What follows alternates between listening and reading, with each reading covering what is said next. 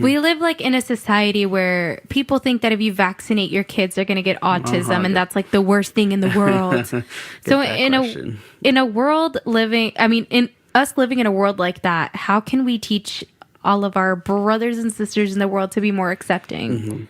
Yeah, I get that question from a lot of my parents. The vaccination question? Yeah. Wow. And I can't tell them no. That's just the second part. Well, I can't tell them no, and I can't tell them yes, because the research isn't really... Well, research so far hasn't supporting that vaccines is causing autism. It doesn't support that, but it's not conclusive yet. At least from the research I've heard about and read about. Yeah. But all I tell my parents is, do your research, find some articles. I'll present them some articles that might be for it or might be for it. That way they can make a more informed decision. Yeah.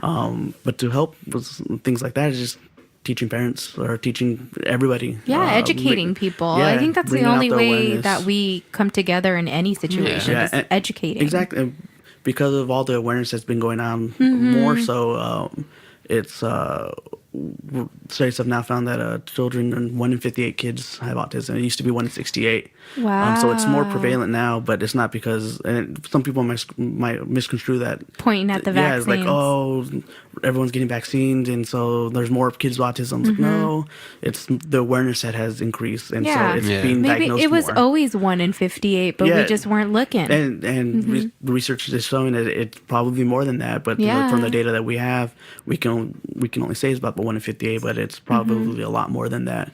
Yeah. So it's things like that, and people don't read all the research, or they'll read a little small point, and then like, oh no, it's more. Yeah, they just read the headline and leave it at that. No, you gotta read everything. So